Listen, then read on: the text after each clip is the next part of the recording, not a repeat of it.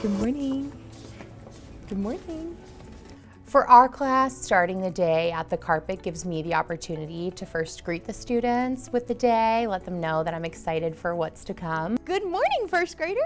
Good morning, Miss Borris. Meeting on the carpet, having everyone's attention and focus, starting our day that way gives us the opportunity to meet as a group and really understand what my expectations of the morning look like. This morning's journal topic is right up on the board. It says, living on the moon would be fun. Oh, saying what the journal topic is out loud gives me the opportunity to also think aloud through what a response might look like. What would you do if you lived on the moon? Think about it. For us, journal time is a time for us to express creativity in writing. So it gives the students an opportunity based on a prompt for them to go back to their seat and really just free flow write. Okay, first graders, we have 20 minutes to work on this. Go. Yes. While a prompt does guide them in one direction, it really gives them the opportunity to practice sounding out words, writing independently. What does that look like? Students will also have the opportunity to talk to their neighbors during this time so that they can share their creative processes. So journal time in the morning for us is really just an opportunity for students to creatively express themselves and practice writing. When students have the opportunity to write in their journals in the morning, it also gives me the chance to walk around and see what their performance looks like. So looking in their journals, seeing how they're performing, it gives me a better understanding of what objectives I need to reteach or what I need to recover during our lesson time. Come to the carpet, come to the carpet, come to the carpet. Using music in the classroom is such a quick and fun way to connect learning to what I want them to know. So for me, we sing songs all day. Using the songs is a light and cheerful way to maximize instructional time. And so instead of telling the students, you have 5 seconds to come to the carpet, or you have 10 seconds to come to the carpet, we sing it as a class. That also gives them the opportunity to let their vocal cords go and kind of play along with me. It is a terrific Tuesday. I'm super excited because we get to learn about something new during our phonics routine. Mia, will you let us know what we're learning during phonics today? Our ICAN captain is one of our favorite jobs in our classroom. It's very exciting. It's someone who gets to stand up in front of the class and we recite back and forth to each other what the objective of the lesson is. So what I anticipate they can do by the end of our lesson. Mirrors on. Mirrors on. I can. For me, having an ICAN captain is important in our classroom because it really empowers students to listen to someone else say what it is we will be learning about. So having a peer stand up and having us all stand up together as a class and share what we're going to be learning is just something so empowering for them, as opposed to having me stand up and tell them what we're going to be doing in class that day. And they just get so excited about being the person who gets to play that role in our class. Phonics routine. By completing the phonics routine. Mirrors up. Mirrors up.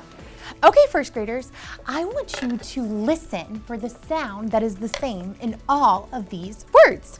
Using our magic mirrors is something in class that we do just so that students can mirror what it is I'm saying. Listening to them repeat after me gives me an opportunity to see if what I'm saying is clearly going through. So it's an immediate check for understanding first, but then it also serves as a mimicking technique. So for us in our class, having our mirrors on, used during phonics time, specifically gives me the opportunity to first hear, can they repeat the sounds that I'm producing? During carpet time, I like to utilize having whiteboards and markers because it's a quick check for understanding. It's an immediate process. Watch as Miss Borris writes these words on her board. Her.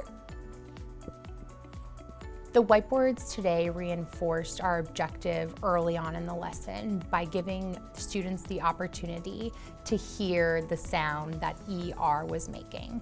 For us, the lesson was talking about the pattern vowel R. What sound does ER make? It makes the sound very good. Team, I want you to listen in these words. If you hear the sound you're going to put a smiley face. If you don't, you're gonna put a frowny face. Okay, who's the point keeper? Point to the point keeper. Miss Borris. I'll keep track of the points. All right, y'all ready? What sound are we listening for? Here we go. Mirrors on. Mirrors on. Sister. Sister. Mirrors off.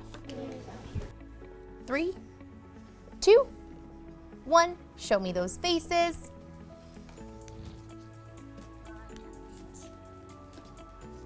Do we hear the sound in sister? Yeah. Yeah, we do. Team Smiley Face gets the points. Those responses were on their whiteboard showing me a smiley face or a frowny face. If they did hear it, they could put a smiley face. If they didn't, they could use a frowny face. That early on gives me a check to see that they understood it, but it also gives students the opportunity to practice listening for something and knowing that at the end, they'll have to be able to read words with ER in it.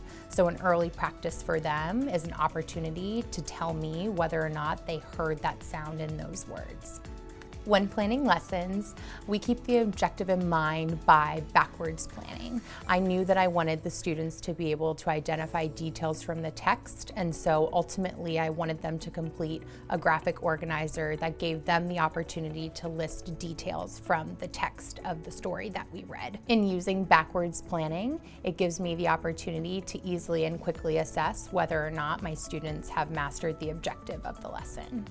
Today, we're gonna learn about something new during reading time, but let's think back on what we learned yesterday about details. We learned that details are small, specific pieces of information that we collect about a topic. Who remembers what we collected details about yesterday? Starting lessons with what was learned the day before gives me the opportunity to reinforce what we did yesterday, but also give the students the opportunity to think back on what we learned, and that's going to drive directly instruction for today. Yes, remember the activity we did with jelly beans? We got to eat a jelly bean and talk about specific pieces of information, details. Arian, eyes up here, bud. One detail about Olivia's jelly bean was that it tasted like what, Olivia? It tasted like mint, good.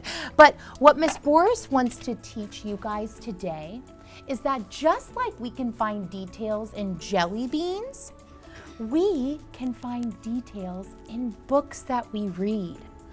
Authors and illustrators put details inside of books to make books more interesting, to give us more information. Making sure that we touch base on what we learned the day prior gives me an immediate connection to the lesson today, and also gives us the opportunity to reinforce what the objective is by the end of the lesson. This is the graphic organizer that you will finish. It looks just like Miss Borris's, but today we just talked about details that you can find in the text. Our friend Oren remembered this detail. He said, Rosa lived in Montgomery. That's specific information from the text. That's a detail. This name of the place she lived in Montgomery. 2 claps for Oren on 2. 1, 2. In our classroom, positivity is just something that I feel is super important. Okay, team, y'all ready?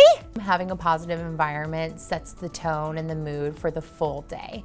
We're gonna start with sentence number 1. Sentence number 1. Ready?